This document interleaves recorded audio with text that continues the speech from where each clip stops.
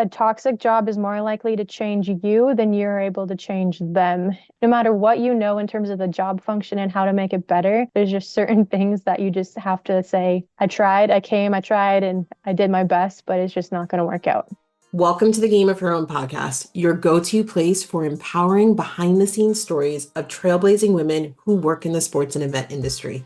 I'm your host, Jahaan Blake, and I'm honored to bring you this free resource where you'll hear firsthand accounts of how these incredible women got their seat at the table. And I will personally share strategies to help develop your leadership skills in this industry. We've got a lot to explore together. I am so glad you're here. All right, Game of Her Own listeners, let's do this. All right, Game of Her Own listeners, before we jump in, I want to remind you that this episode is about toxic work environments. The goal of the series is not to expose, but to educate, inspire, and support. As a result, I will not reveal who the guest is. The guest will not use the names of the organizations or people. They will simply share their journey in hopes of lighting the way for others in similar situations. With that said, I am excited to welcome our guest. So my friend, welcome to the Game of Her Own podcast.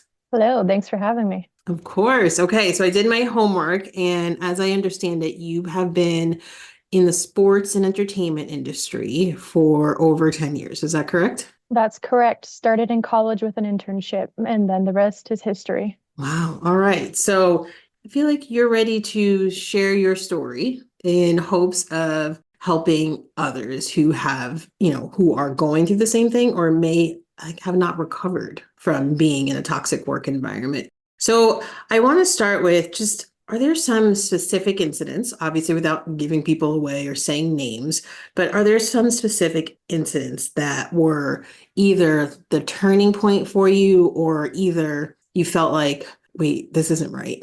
Like I should not be treated this way?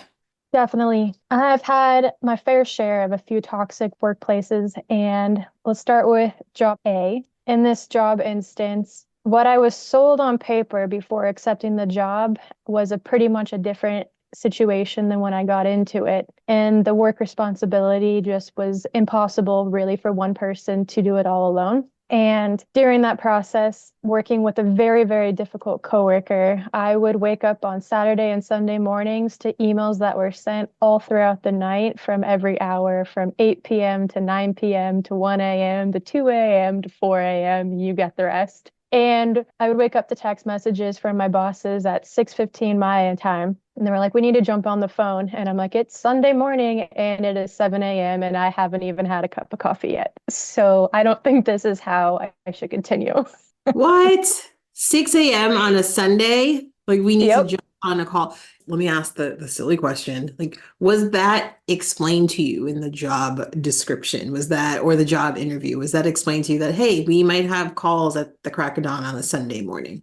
The call part, no, but the part that was explained was that there was a bunch of male egos to kind of massage and kind of handle in terms of how to work with. And my naive self, you could say, was coming from obviously in sports, it's a male-dominated industry. And I'd worked with multiple senior exec males in the room where I was the only young female. And I was like, oh, I got this. I can handle this. I've been in this position before. I've never experienced anything like what I experienced in job A. And so during that expectation, I was like, oh, I'll be able to handle this. And then it was just the personalities were just so aggressive. And they would acknowledge they were aggressive and they would say, oh, we'll have a talk with them and we'll try and see how we can reason this out. The way he's treating you, not only you, but everyone on the staff, male or female, is too much. And then he would get pissed off about something else. And then we'd have to go back to, well, you just need to get the job done because this is what you were hired. And I was like, well, which one is it? Is his behavior acceptable or is it just not acceptable? And we need to figure it out how we're going to work together. Wow, they gave you they waved the red flag during the interview process, but like many of us, you thought, oh, okay, like I got this. I can do, like it's a challenge too. You're like, oh, Mhm. this could be like, all right, I like this job and it's a good opportunity. They recognize that this person's behavior is not good. I'm gonna go in and I'm gonna change things. Would you do that again if you got that red flag waved in your face? Absolutely not. Maybe if I was younger, but at this point in my life, no. Because I've also seen the more and more that you say yes and the more that you commit yourself to these challenges, the more you're going to turn up a really unhappy person. You might go from a fully dark hair to fully gray hair in the matter of a few months. And that's just not what I want to do. But I think when you're young and hungry and you're 22, you're 23, you're 24, you're really up for those challenges. So it depends on where you are in your career and kind of Mhm. where you want to see your actual life go as opposed to just your career too. Yeah. Okay, I interrupted you. Say more about, you were talking about examples. So you gave us job A. You gave some examples of the 6 a.m. Sunday morning meetings. So that was job A. I'll jump to job B. This one's not as aggressive, but it was just more the tone and behavior in an environment of team meetings. And when you see people clearly don't getting like not getting along and knowing that it's just tolerated and accepted, when you're in an environment where people don't get along, you're never really able to truly show up to work and be yourself because you don't know which part of yourself is acceptable that day. And it makes you kind of always stand on edge. When you contribute, you're not necessarily sharing what you know might be the best, right? You're sharing what you know they'll tolerate. So you don't really go home at the end of the day feeling like you're doing great work. And then you also see the way that it kind of affects your coworkers. And when your coworkers are being harassed and bullied, it makes you show up and feel just confused as to why you're being there and how you're watching someone being or tolerating it, but then also handling it. And it just doesn't feel good. What, did you have a breaking point with either job?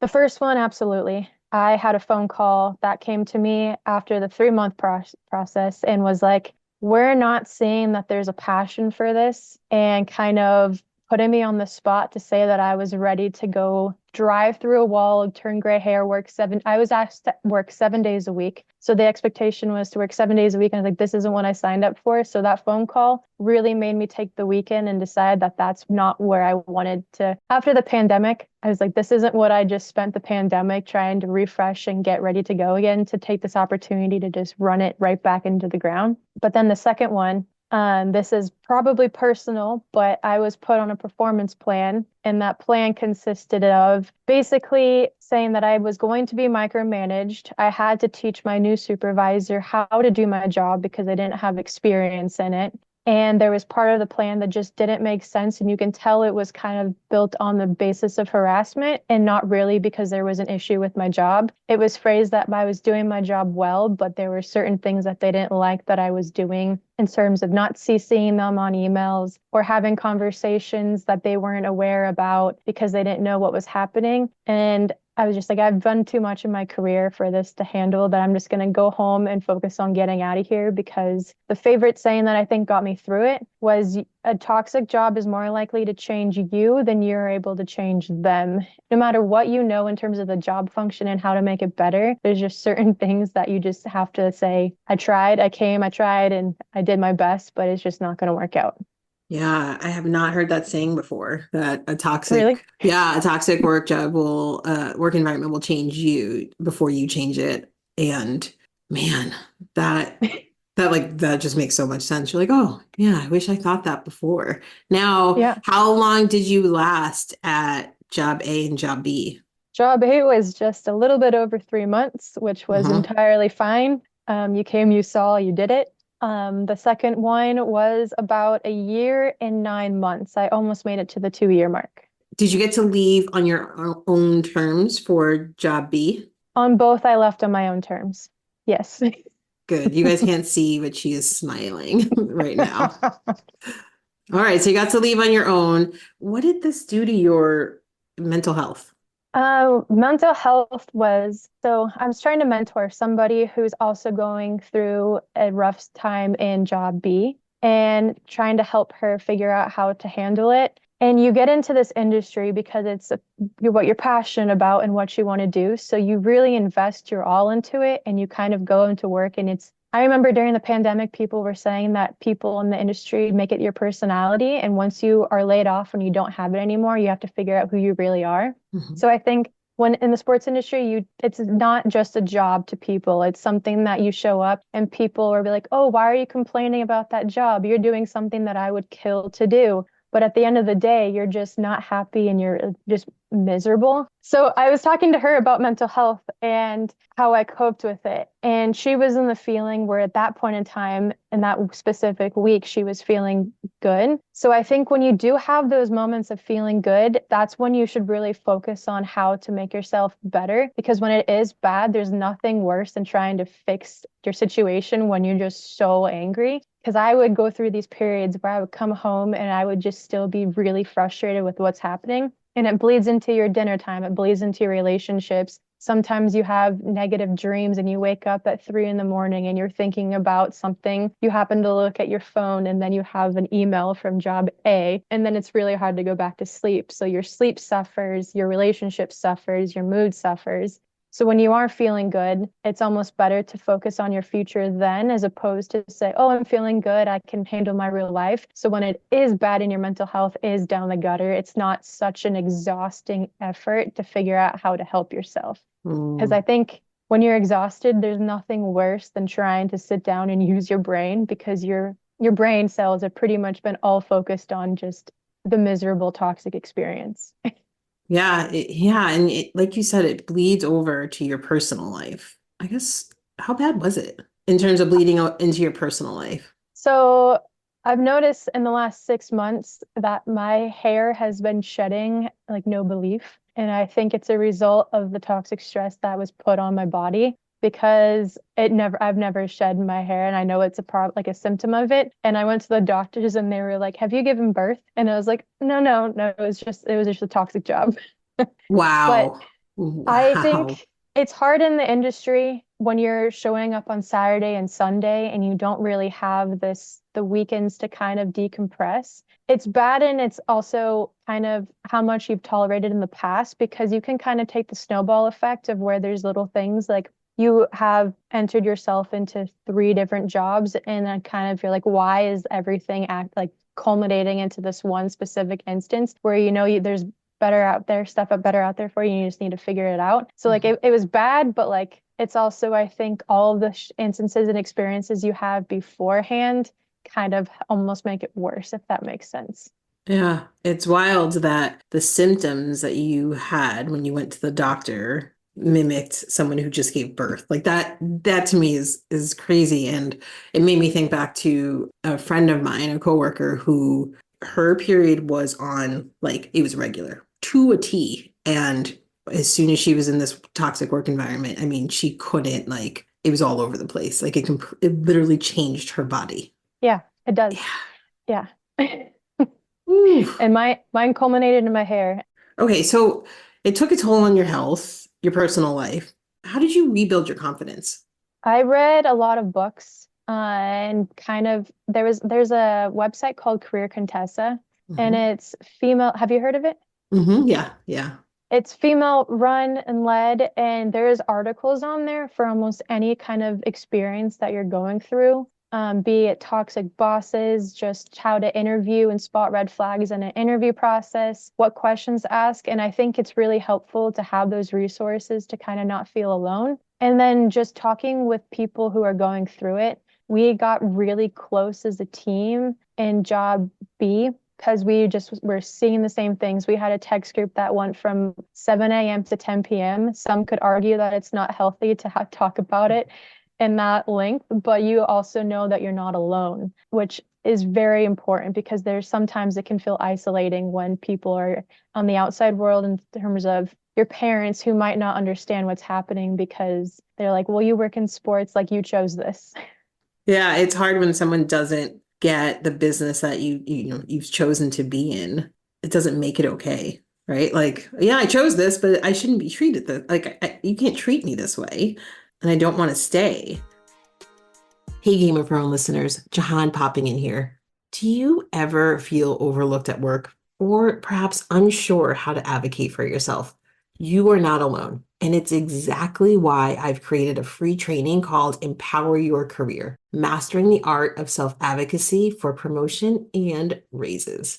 In this training, I will teach you tactics like how to have meaningful interactions with your leadership team, how to increase your confidence, And there's so much more. You'll walk away with the tools to confidently seize control of your career growth. So, what do you think? Are you ready to stop being overlooked and start being noticed? If you are, the link to sign up is in the show notes. Let's elevate your career together. All right, let's get back to the episode.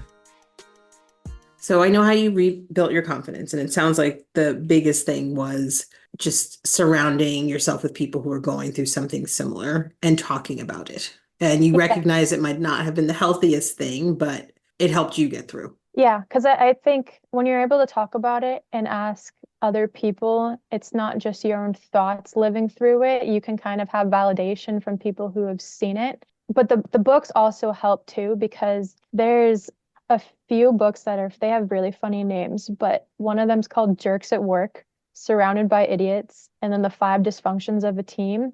And when you read it, you realize that there are toxic people almost at every single job that you can find, but it's more about a matter of finding what you can deal with and what kind of toxic things you can handle in terms of the organization as a whole. But then also making sure that your boss is the number one supporter of you, because if your boss is the one who's making you or your experience toxic, most of the chance or time you're not going to get better unless something miraculous happens and they leave. Yes, that's exactly right. So if your manager isn't or your boss isn't your biggest supporter or the one causing all of the pain you're feeling, it doesn't work. It's just very hard for you to survive and keep your head up, right? Like I feel like we all can survive and we can all go to work. We have to, right? We have to show up, and the majority of us have to get our money. There's no trust fund waiting for us. Like I keep asking my parents, even though I'm in my 40s, if, I was like, are you sure I'm not a trust fund baby? No, we're not. And so we have to go to work every day and we have to get our money and our paycheck and pay all of our bills and just survive. Thinking about that, what did you do when you were like, okay, I'm leaving, I'm out, but also, hey, you probably needed another job first, right? Yeah, it's kind of a funny story. So going back to the day that I was given the performance plan about the micromanagement stuff, I went home that night and I was like, this is it. This is the final straw. So I poured myself a little drink and I got out my computer and I started working on my resume and cover letter. And I made it the most aggressive in terms of advocating for myself that I've ever done, because I was like, this is, if I'm going to get out of here, someone needs to know why they need to hire me. And this is my one shot. So I did that, applied, and then I made it my mission to go to a conference shortly following to figure out how I was going to get out of that and just put all of my focus on getting out as opposed to staying and kind of wallowing on that decision. I committed, I think, is what I'm trying to say. Ooh, I like that. All right. So what kind of drink did you make? I made a vodka soda, which is not really exciting, but it's easy on the head in these hangover days. Yes. Yeah. Right. Okay. That's fine. All right. So you made yourself a drink and then you really went to work and sold yourself and told people who you are and the value you were going to bring to them. So you got aggressive, more aggressive than if you were happy in your current role. Is that Mhm. fair to say? Yes. Okay. So when you started getting the interviews, like how did you look for those red flags? Yes. The red flags. Well, one, from job B, what I should have done was informational interviews with people already in the organization. I'm not entirely sure I would have taken job B, even though I needed a job at that point, if I would have known all of the red flags that were there. So I made it a point to reach out to people before the final interview came, just get an experience or feel for who my new boss would be, kind of what the setup was going to be, the team, the environment, the job, if there was travel included. So really learning from that side. And then I scoured the internet for interview questions that I think stood out to me in terms of how to spot the red flags in the toxic workplace. And I made sure to ask those. And then with HR, I think those questions were more about the company and the culture fit, because when you're talking to HR in the first round, they don't really know the intricacies of who your boss is going to be and how that works. So I used that one to really talk about the corporate culture. And then the second one with the boss was more, the boss and boss's boss was more asking about the team, how they work, how do they manage, and just kind of asking point blank kind of where my previous pain points had been to see kind of if I aligned with the answers and just kind of get the feel. And a lot of times you're not going to get that in the interview just because people always put on their best foot forward. Or as I learned in job A, what your definition and their definition, they might not be the same. So it is a gamble, but just trying to put yourself better successful than you were previously, just to say that you did your research. Yeah, so it sounds like you did a lot. I mean, a lot of homework. I love the informational interviews with people who have worked there or work there. So telling. It's a lot of times it's about what they don't say versus what they do say. And you're right. Everyone shows up and is their best. It's their representative that shows up for interviews. It's not the real them. And hey, I get it. Anything else that you did to get ready for that job offer that you received? I spent a lot of time working on a personal website and portfolio as well. And within that was more of a marketing tool to just be like, here's everything. If when you send the thank you emails, it's kind of a nice way to wrap it up and say, if you didn't learn about it during the interview, here's everything that I have to offer. And I think that helps, but that's just more about getting a job than it really is really like leaving the toxic work environment. But I also think it's nice to put together a list of your wants, your needs, and then your nice to haves, because I knew that I wanted to still work within my specific level. That was kind of a must. I was really looking for a remote position because the commute and the wear and tear of showing up to a toxic environment, sometimes the commute is just so much worse because you know what you're showing up to. So I really wanted to find something that was more remote just to feel better about showing up to work every day. And then the nice to haves were more of what I was doing day to day. It didn't necessarily have to align, but I wanted to make sure that my boss and everything else about the well-being was there because I could always learn the day-to-day job as opposed to learning how to work with someone again who was toxic. I think it's so easy to like, I don't know, just get beat down at your job and then just think, I'm just going to take anything so I can get out and get away. Did you feel that way at all? Or that's how I would imagine you would feel. Did you feel that way at all? I guess what I'm trying to ask you in a very odd way is how did you make sure that your current job, toxic work environment, job B, didn't impact how you approached your next role that you were taking, like in a negative way? I think it comes with the experience because not job A or B, a previous job, I probably should have left that before I did. And I think it was then where I was focused on finding that perfect job. And the next move had to be perfect, which ended up meaning I was there for a year too long, probably should have left before, and then ultimately resulting in the pandemic saying it's time to go. So I think I had that experience to help me figure out in this experience that it's not worth sometimes waiting. And I think the pandemic taught all of us too that you never know kind of how life is going to go. So if you're going to sit there and be miserable for another year, is it really worth it? Keeping that in the back of my mind, that waiting for the perfect job, like I can always switch jobs again. Like you're not just because you take a job doesn't mean you're stuck there. I think Career Contessa they call it like the not perfect job or something like the mediocre. It's not mediocre, but like the whatever job that you need to take just to feel okay. So Mm-hmm. I think I kind of viewed this job a little bit as that, even though it's not, it's right up what I wanted to do. But in my mind, to feel okay with leaving, because the job that I had was really much so a lifelong kind of goal to work there. And I had to be okay with giving that up. And I think I was by the time I got there because I feel like I put everything that I thought I could. And I kept going back to that line again about you're more like a toxic job is more likely to change you than you are to change them. And I looked around and I saw people and I was just like, I don't want to stay here and become someone who I'm not because that's not who my values really align with. So that's a really long-winded answer to go to saying that I think I learned from before the job that waiting for the perfect job really doesn't do you any favor, but to look at what you want and you don't want and kind of take that leap and know that it's going to be okay and you're not stuck there for a lifetime commitment. Without sharing anything about your current role, can you tell us how you feel in that role? And if you do you feel like you made the right decision?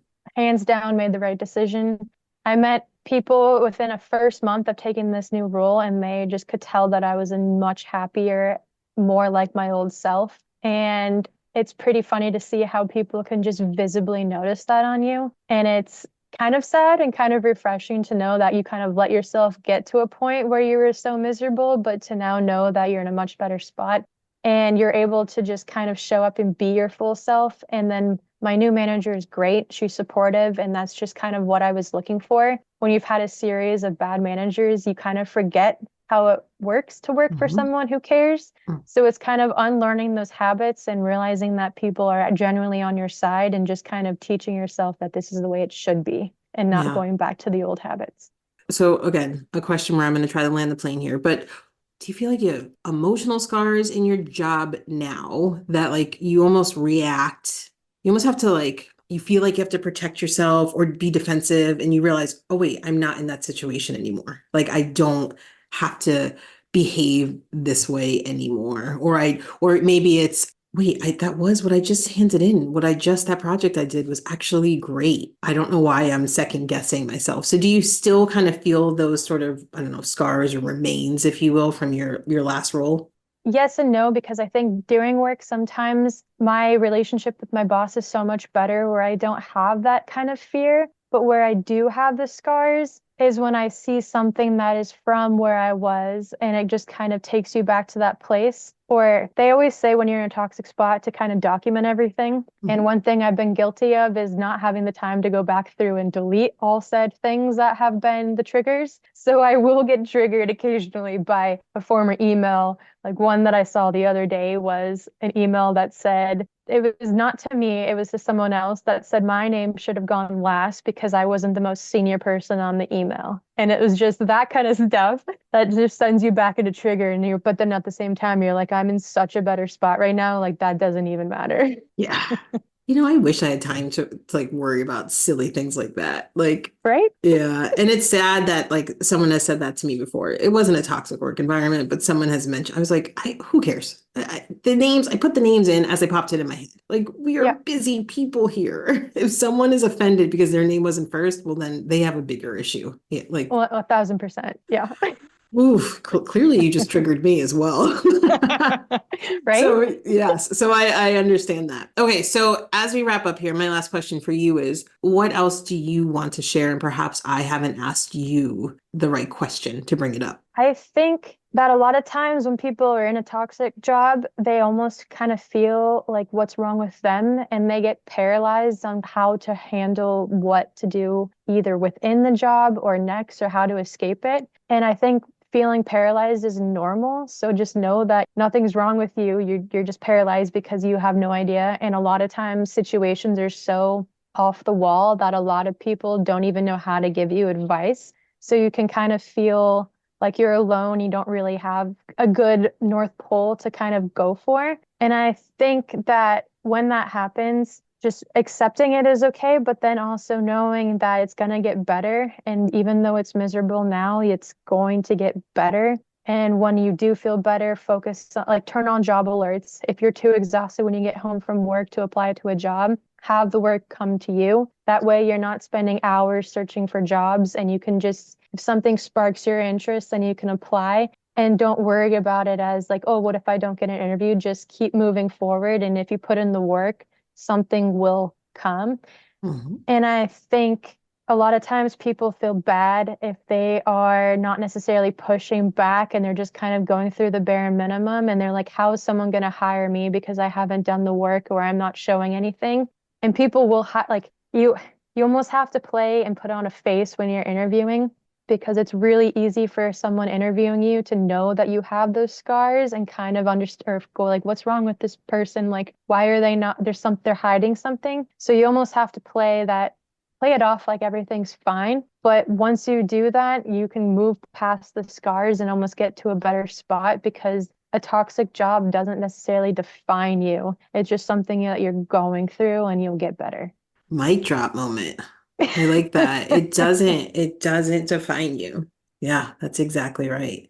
Thank you so much for this. Thank you so much for being our anonymous guest and sharing your experience. I really appreciate it. We all really appreciate it.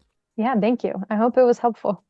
Yes, it was very, very helpful. All right, Game of Thrones listeners, if you have been in a similar situation and want to share your story, please reach out. Simply email me at jblake@jahanblake.com. Your story could help ensure that no woman feels that she has to suffer alone in a toxic work environment. Until next week, my friends.